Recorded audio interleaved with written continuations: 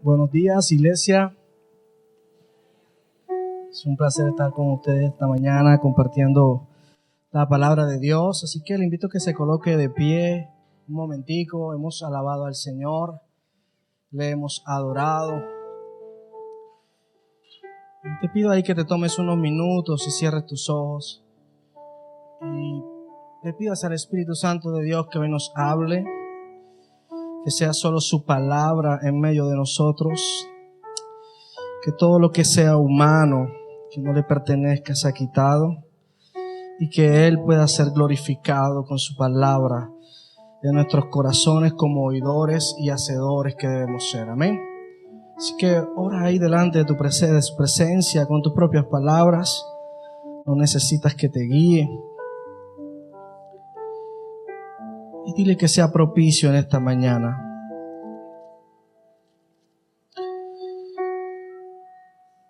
Señor Dios, te damos gracias, Padre. Te exaltamos por tu grandeza y por tu amor, mi Rey. Por haber tomado ese lugar, Señor Dios, que merecíamos. Por haber cambiado, Señor Dios, nuestro destino. Y habernos puesto, Señor Dios, delante de ti, sin merecer cosa alguna delante de tu presencia.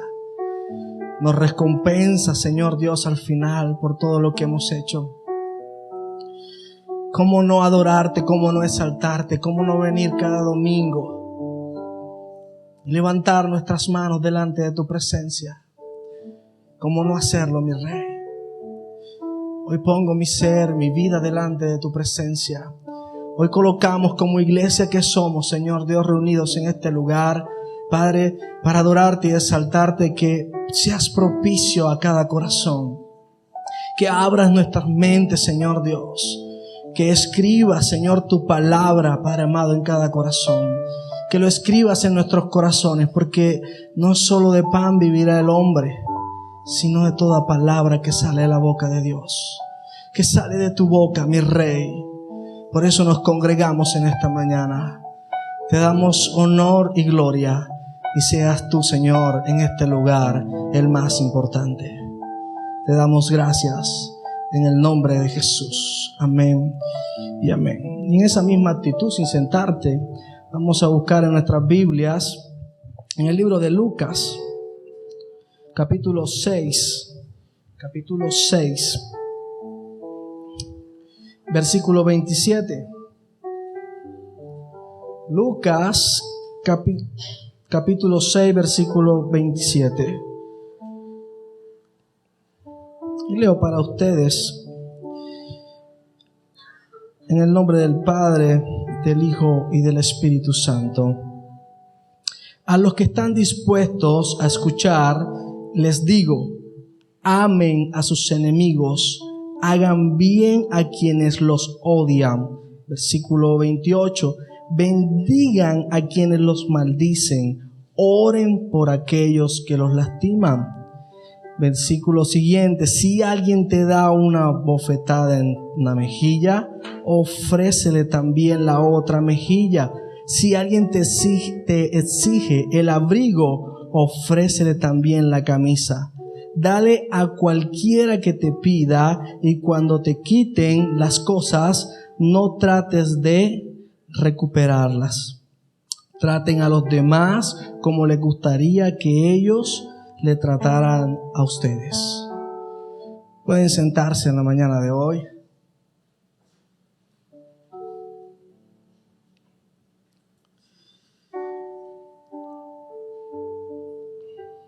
Sé que no soy el único al que el Señor le viene hablando domingo tras domingo. El domingo pasado el pastor habló sobre el Evangelio en nuestras vidas, que debe ser nuestro fundamento, nuestra roca, lo que realmente es lo más importante en la vida del creyente. ¿Cuántos creyentes en esta mañana? Pero el colocar el fundamento tiene que traer una reacción o unas consecuencias en nuestras vidas. Y esas consecuencias son antinaturales, van en contra de nuestra naturaleza. Nuestra naturaleza siempre va a tender ¿al qué? Al mal. ¿O a alguien le gusta que le lastimen?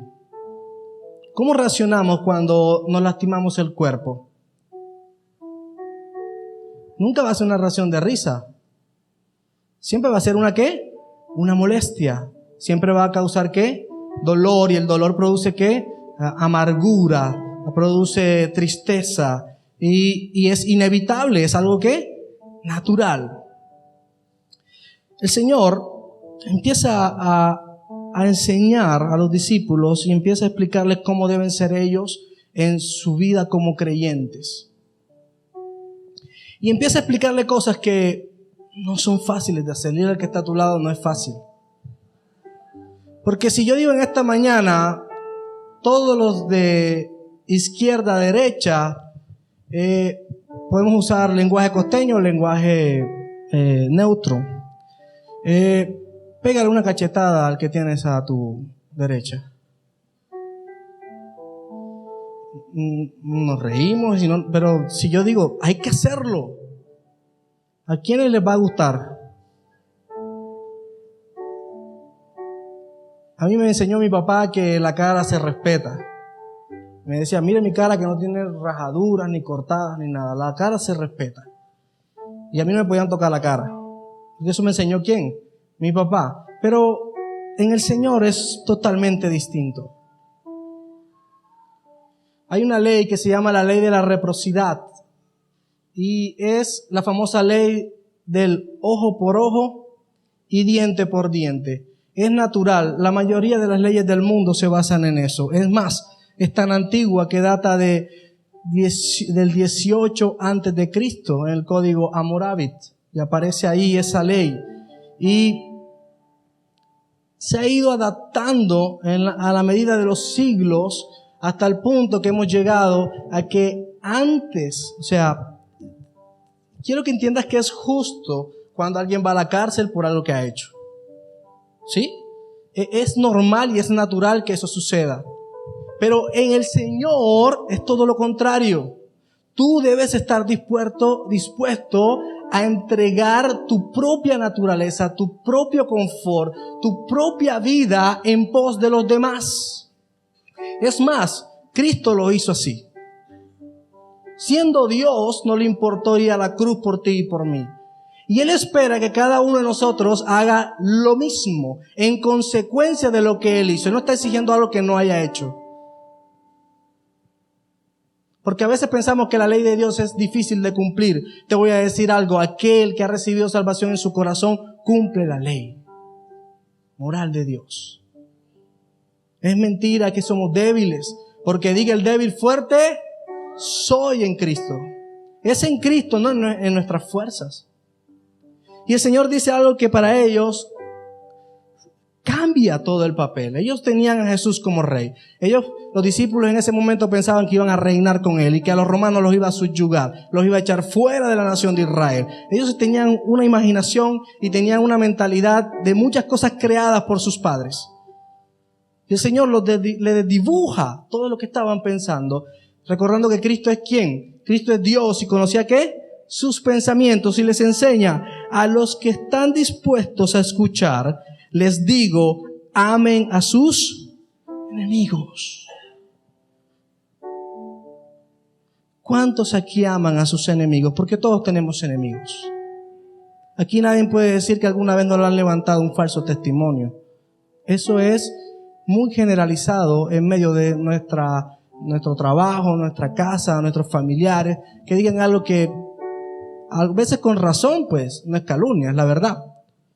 Pero sin razón, es un falso testimonio que se levantan en contra. ¿Cuántos les ha pasado? A mí infinidad de veces. Yo he pasado de ser el director de alabanza al anticristo en algunas iglesias. El problema es que eso sea verdad en medio de nosotros y que nuestra condición cambie por lo que los demás dicen de nosotros. Pero el Señor manda que nosotros debemos que amar a nuestros enemigos. Y no está hablando del amor como un sentimiento masoquista. No está diciendo que seamos masoquistas y que nos encante que nos lastimen. Por eso empecé diciendo que cuando nos lastiman produce ¿qué? Dolor de manera ¿qué? Natural. Es natural que produzca dolor. El problema es nuestra reacción a ese dolor. Amargura, tristeza, odio, rencor. O realmente nos ponemos en la posición de hijos de Dios, de saber que estamos sentados a la mesa del Rey y que estando en la mesa del Rey no nos tiene por qué importar lo que los demás digan, que no sean verdad. El apóstol Pablo dice que por causa nuestra, le dice a los corintios, por causa de ustedes, el nombre de Cristo es ¿qué? Blasfemado ¿por quiénes? Por los gentiles. Es una exhortación. No estamos siendo llamados a que no nos importe lo que los demás digan de Cristo. Nosotros debemos cuidar nuestro testimonio. Pero por causa de ese testimonio, vamos a levantar en contra de nosotros personas que nos maldigan, personas que nos aborrezcan, personas que no quieran tener nuestra presencia o no quieran vernos en su vida. Y el Señor habla que debemos que amarle, y no es un amor, no es un sentimiento, es una acción. El amor de Dios en el griego es la palabra ágape. El Señor la utiliza aquí. Está diciendo que no es con tu amor, porque es imposible. Dile que está a tu lado, es imposible que ames a tus enemigos. Con la naturaleza que tú y yo tenemos es ¿qué? Imposible. Pero con el amor de Dios todo es ¿qué? Posible. Dios dice que nosotros debemos ¿qué? Amar a nuestros enemigos. Dile que está a tu lado, ama a tu enemigo. Tiene que irse escrito en nuestras mentes en la mañana de hoy. Porque podemos hablar del Evangelio. En este lugar se predica el Evangelio y está en nuestra base, listo, yo soy cristiano. Cristo murió por mis pecados. Bueno, pero ¿qué trae eso en consecuencia? ¿Cómo estoy viviendo yo en base al Evangelio, al fundamento que ha sido puesto, que es Cristo Jesús? ¿Cómo yo voy a construir? Y no es como yo quiera. Cada quien mire cómo sobreedifica, pero no está diciendo que haga lo que quiera o lo que le parezca como edificar. Por eso hoy vemos cantidad de religiones, cantidad de iglesias basadas en este libro. Incluso religiones que no son cristianas. Pero ¿qué es lo que hace la diferencia? Las consecuencias del verdadero evangelio cuando tú lo tienes como lo más importante. No es que lo demás no lo sea, es que el evangelio es más importante. Y no es una piedra, quiero que entiendas esto, para algunos es una piedra para tropezar. Pero para nosotros, los que nos hemos acercado a la cruz, no de manera arrogante, sino postrados y arrepentidos de nuestros pecados, esa roca es el fundamento de todo lo que tú y yo somos y todo lo que los demás tienen y pueden ver. ¿Qué están viendo los demás de ti? Y podemos poner muchos ejemplos. ¿Cuántos jefes en este lugar pueden levantar su mano con confianza? No le vamos a pedir que ingrese empleados de la iglesia. A ver, ¿cuántos empleados en este lugar que levanten la mano? ¿Su trabajo es todo color de rosas? Miren, les voy a decir algo. Los jefes se quejan que los empleados no hacen bien su trabajo. Y los empleados se quejan porque los jefes no remuneran bien su trabajo. Y eso es natural y es normal. Pero en Cristo se espera ¿qué? Otra cosa.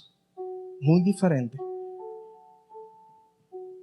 Y vamos a ver, y quiero que hagas énfasis en todo lo que el Señor nos va a hablar. Dice el versículo 30. Voy a cambiar de Biblia porque no leo bien. No veo bien. Versículo 31. Dice, traten a los demás como les gustaría que ellos los trataran a ustedes. Miren, la ley del ojo por ojo hace referencia a que si tú me haces un daño, yo debo rearcirlo con un daño igual. Y nosotros muchas veces, y no sé si haces una examinación de tu comportamiento, cuando alguien te hace daño, tú tiendes siempre a tratar de satisfacer tu carne y hacer lo posible para que esa persona sufra lo mismo que tú has sufrido. Y esto no es en el reino de Dios. El reino de Cristo no se trata de eso. Así no se pueden comportar los hijos de Dios. Dile al que está a tu lado, no te puedes comportar así. De ninguna manera, no hay ninguna excusa. Es diferente. Nosotros tenemos que la ley de Cristo, el amor de Cristo es proactivo, dinámico, va hacia adelante, sin esperar que los demás hagan contigo algo, tú lo haces. Siempre se tiene que pagar ¿con qué? Con bien. Pero, ¿cómo hacemos, pastor? Si nosotros tendemos al mal, entonces el evangelio no es tu fundamento, iglesia. No es fácil, pero el espíritu que Dios nos ha dado es un espíritu que nos redarguye ¿de qué? De todo pecado y nos guía ¿a qué? A toda verdad. Y la verdad del Hijo del Hombre, la verdad de Cristo es que tú tienes que pagar bien por mal o por bien. Y cuando pagas bien por mal hay un crédito, hay un bono. Nos vamos a dar cuenta porque Dios es un Dios de recompensa. No he venido aquí a regañarte, he venido a decirte, nuestro Dios es un Dios majestuoso, glorioso y no nos ha dejado solos. Pero tenemos que comportarnos como obreros dignos de su presencia, como hijos dignos de su gloria. Muchas veces nos dejamos llevar por la situación, porque el jefe que tenemos, miren, yo cuando tuve mi vida laboral, secular, porque de un tiempo para acá el Señor no me deja trabajar secularmente. Y tuve jefes difíciles, muy complicados. Jefes que humillaban de una manera, o sea, como tomarnos un vaso con agua. Todo el mundo lo hacía mal. Y yo era joven, tenía 19 años. Y hallé gracia a estos jefes y hasta el día de hoy gozo de una amistad con ese jefe, era una jefa. Pero ella era terrible y en esa amistad yo le decía, ¿tú por qué eras así? Empecé a hablar del Señor, empezamos a tener una amistad. Ella empezó a cambiar el trato con sus empleados. Yo empecé a ser también jefe de personal, administrador de un punto de venta y ella llegaba y como encontrar a los trabajadores, una vez estábamos al mediodía, no había clientes que atender y estaban ahí, estábamos riéndonos. Toda la ferretería, era una ferretería, de hecho, una ferretería blanca, ¿cuántos consideran que puede existir? Sí existió una, donde yo trabajé. Era blanca. Y todo el mundo se sorprendía cómo esta ferretería permanece blanca. Y yo no mandaba a los trabajadores. Yo no necesitaba decir barran, ellos barrían 3 veces al día. Y allá en la otra sede eso era una pelea para que barrieran. Y ella llegaba y decía, ¿cómo se van a estar riendo? Y allá abajo están trabajando duramente. Yo le dije, mira, lógico, era la jefa, me podía echar. Pero yo siempre he tratado de ser sincero y honesto. Uno tiene que ser sincero y honesto para el bien.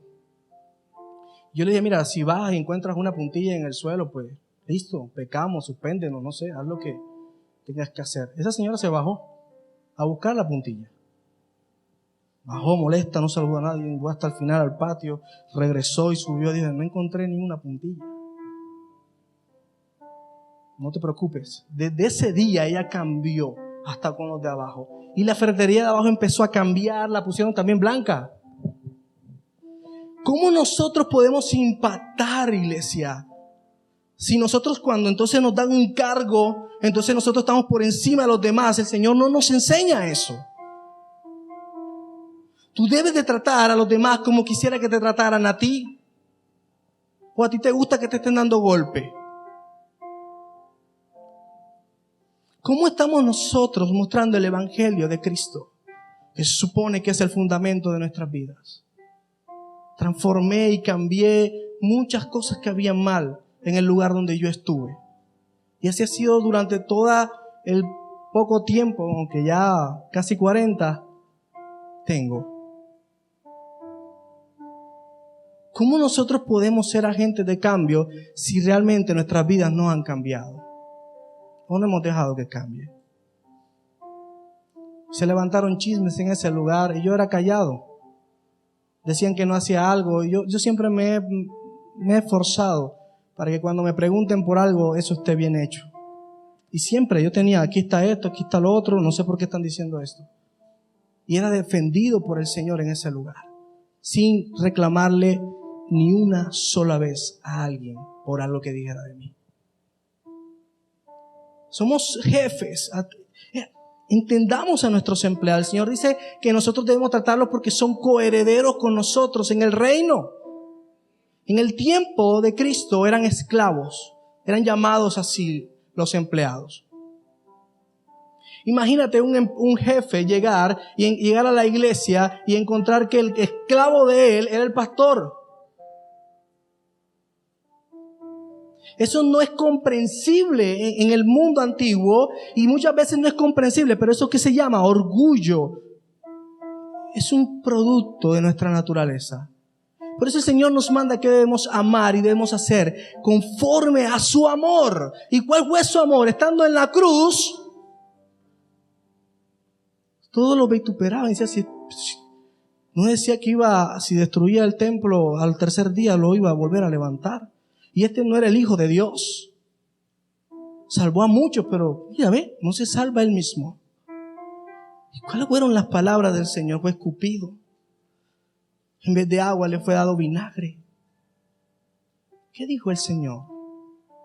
¿Cuáles fueron sus palabras para todos ellos? Y para ti. Porque lo que Él dijo en la cruz te sigue a ti.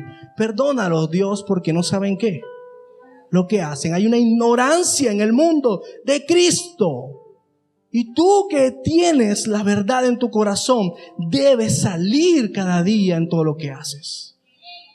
En Cristo había la verdad, Él era la verdad, Él es la verdad.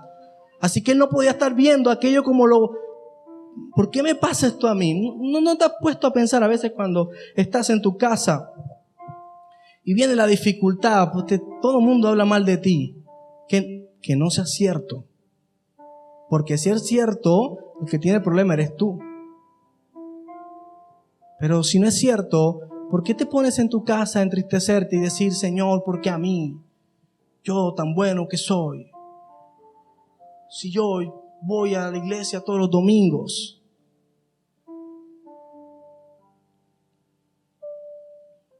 ¿Por qué a mí si le doy pan a los que están en el semáforo? Dejo que me limpien el parabrisas.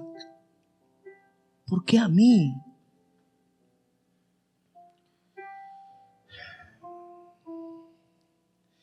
Tú eres malo, yo soy malo. Nosotros merecemos eso y aún más. Tú y yo, el Evangelio es maravilloso porque es esperanza, pero también nos recuerda lo que tú y yo somos. Éramos objeto de la ira de Dios. Merecíamos la condenación eterna. Y Dios no le importó, siendo sus enemigos, venir a morir por nosotros. Por eso Él dijo, perdónalos porque no saben lo que hacen. Yo sé lo que yo estoy haciendo. Yo estoy claro en lo que a mí me toca hacer por ellos. En lo que me toca hacer a mí delante del Padre. Porque no es mi voluntad, sino la voluntad de ¿quién? De mi Padre que está en los cielos. Yo vine a hacer ¿qué? Su voluntad. ¿Qué voluntad estamos haciendo tú y yo a diario? ¿Cuál es la voluntad que haces? ¿La tuya o la del Señor? Es una pregunta que tienes que contestarte.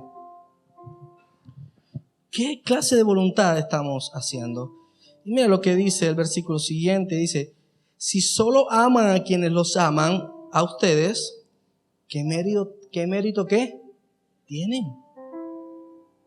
Es típico y es normal que si alguien te lleva, un ejemplo, un vecino te lleva, ese día preparó algo especial y decidió llevarte a ti un pedazo de la torta, un pedazo del arroz de pollo, un pedazo de el ajiaco que hizo, el mondongo, no sé qué compartirán tus vecinos contigo. Y tú quedas comprometido, ¿no? Tú dices, ya que yo también preparé algo bueno, especial y agradable, pues voy a pensar en esa persona, ¿verdad? Porque te hizo un ¿qué? Bien, es una atención, eso es normal. Pero eso en Cristo no tiene ningún ¿qué? Mérito, porque eso también lo hacen los que no tienen ¿a quién? A Cristo. Pero en nosotros no puede ser igual. El Señor dice que el que quiera hacerse mayor en el reino tiene que hacerse ¿qué? El menor, tiene que servir. Todos los que servimos en este lugar nos hemos hecho menor a ustedes. Ustedes llegan, se sientan. Ustedes parecen, y perdonen que se los diga, pero simplemente es para hacer una comparación, un ejemplo. Llegan, se sientan, los saludamos, se van, ustedes van y vienen. Ustedes se sienten como, no sé si usar la palabra, pero como clientes. Sin serlo, me hago entender, llegamos, tal, nos atendemos, chévere y todo, porque nosotros los que servimos no somos mayor que ustedes. Nos hemos hecho menores, a nosotros nos toca llegar más temprano, salir más tarde, nos toca estar pendientes, es difícil a veces. Ustedes son más que nosotros. Como pastor de jóvenes que alcanzo a tener 35, 12, 10, y acá a veces no alcanzo a llamarlos a todos. Ahora imagínense la iglesia de 300, 1000, 10,000. Es imposible. Por eso el Señor dejó la oración para que usted se conecte con Él directamente. Porque con el pastor natural iba a ser ¿qué? Imposible. Entender el Evangelio nos hace la vida más fácil. Aunque parezca difícil. Nos hace estar sin peso, sin cargas, porque las cargas las lleva el Señor. Él es el proveedor. Él es nuestro sanador. Todo lo que a nosotros nos aqueja y nos aflige, el Señor ¿qué? Lo hace. Yo pensé que ustedes se iban a alegrar por eso. ¿Sabe? Vivir sin carga es lo más chévere y elegante que le pueda. No hay nada que te lastime. No hay nada que te restrinja a caminar. Le hago la pregunta, ¿quién corre más de dos personas? ¿Uno en la playa o uno dentro del mar? Las dos son difíciles. Correr en la arena es complicado, pero es más difícil en la playa, en el agua. En Cristo no es fácil, pero estamos corriendo en la arena. Cristo corre allá en lo que es imposible para nosotros. Él corrió allá en el agua, muriendo en la cruz por tus pecados, pudiendo acercarte a su reino. Entonces se espera de cada uno de nosotros que nosotros podamos ¿qué? Reflejar ese reino justo y bueno que es Cristo. Que no se te olvide la ley de oro. La regla de oro es que hagas a los demás como quieres que te hagan a ti. Es una acción. No es algo que depende. No. Sí, miren, yo he conocido muchos casos en que, bueno, a mí me ha pasado. Cuando trabajé en un lugar y me enfermé, me intoxiqué los primeros días. Había trabajado 5 días. Y los otros 5 días me la pasé en la casa sin poder comer nada. Y cuando llegué a volver a trabajar, yo tenía apenas 5 días trabajando y ya yo estaba, qué delicadez, intoxicado. Y cuando me fueron a pagar la quincena, el jefe vino y me dio la quincena completa. Y yo le dije, espérate, me digo, estás equivocado. Yo nomás trabajé 5 días y 5 días son 10 días. Esos 5 días, no, yo voy a pagártelo. Bueno, gracias. Quiero que entiendas que muchas veces no merecemos lo que nos dan. Muchas veces las personas no se merecen lo que nosotros le damos. Pero es necesario hacerlo. Es necesario hacerlo. Es necesario que pongamos de nuestra parte. Versículo, si no estoy mal, 33. Y solo hacen bien a los que son buenos con ustedes. ¿Qué mérito tienen? Hasta los pecadores hacen eso.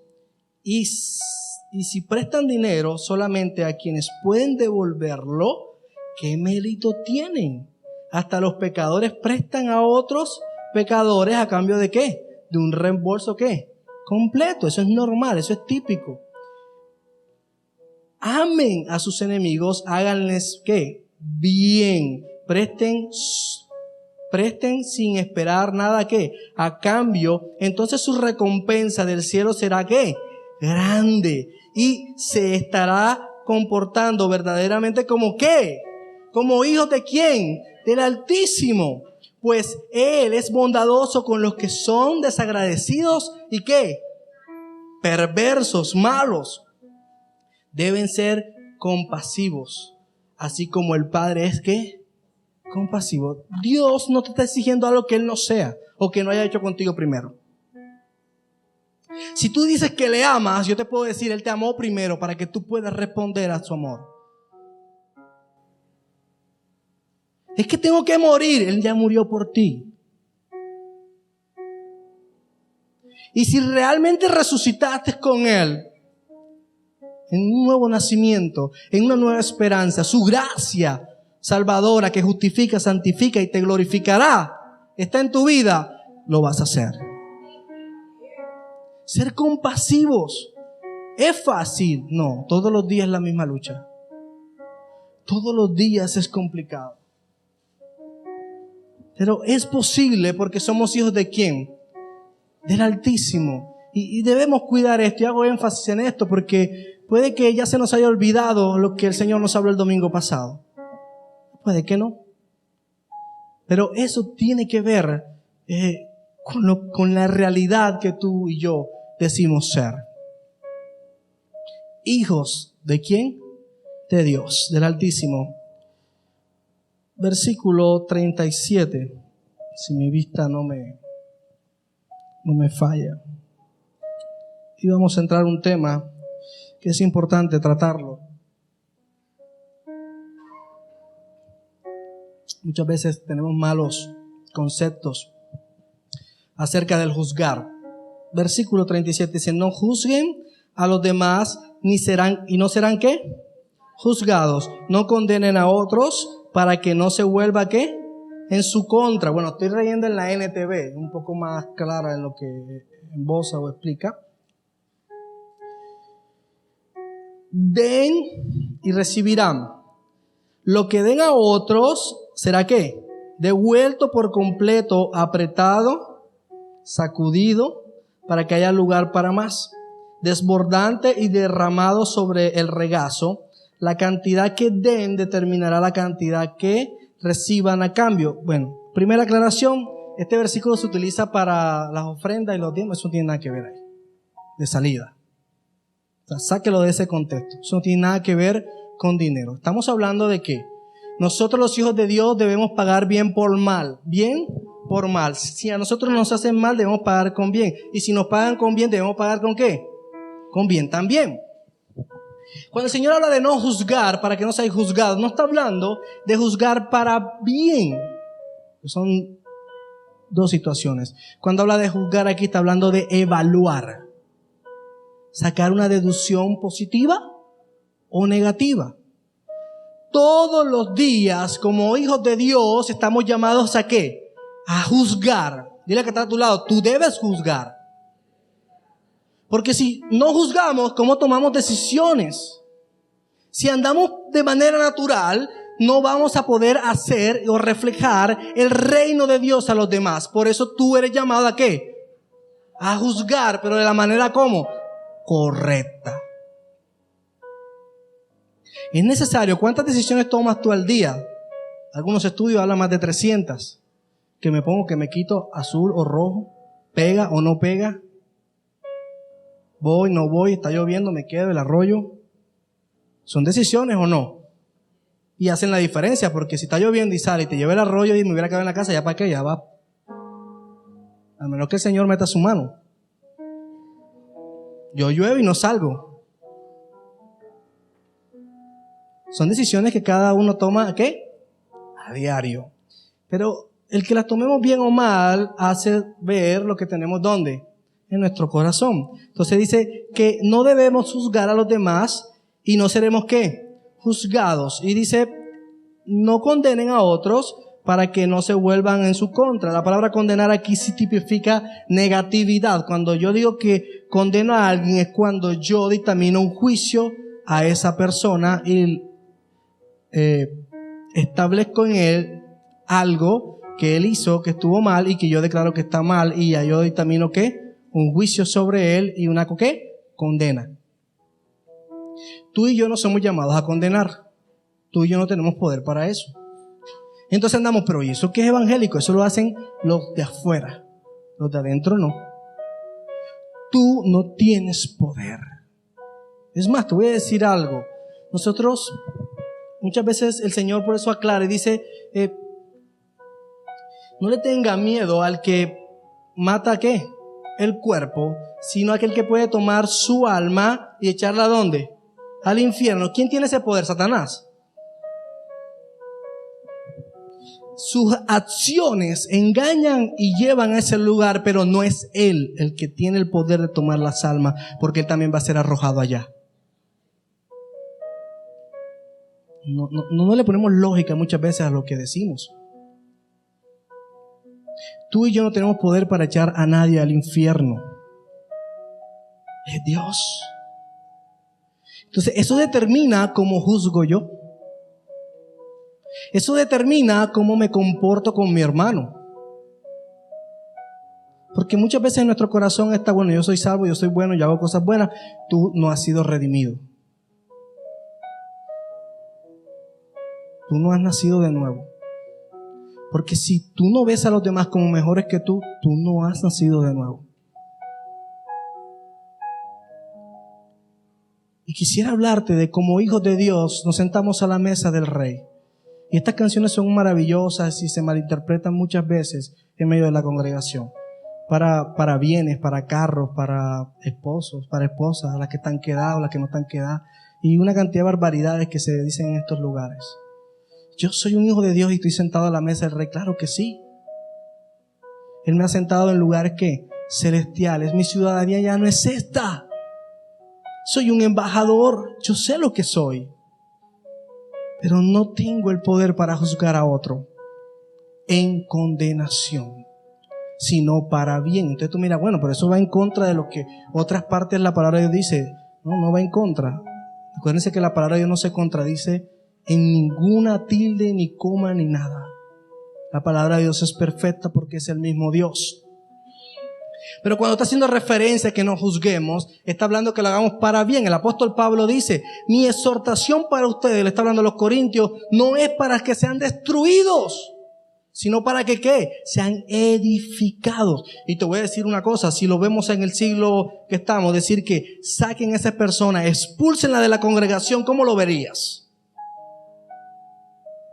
Cuando hoy todo lo que se levanta es en favor de incluir, y el apóstol Pablo dice, sáquenlo. Y entréguenselo ¿a quién? ¿Cuántos leen Biblia aquí en este lugar? Por lo menos todos los que estamos aquí, que mínimo si tenemos 3 años de estar en este lugar, ya debemos haber leído la Biblia por lo menos una vez. De Génesis a Apocalipsis. Tú no sabes lo maravilloso que es leer Apocalipsis. Y lo más maravilloso es leer Génesis. La bondad y el amor de Dios en esos 2 libros es indescriptible. Aparte de los dragones que salen, los meteoritos que caen, las aguas que se ponen amargas, las llagas que van a salir, aquellos que no aceptan a Cristo como su Señor y Salvador.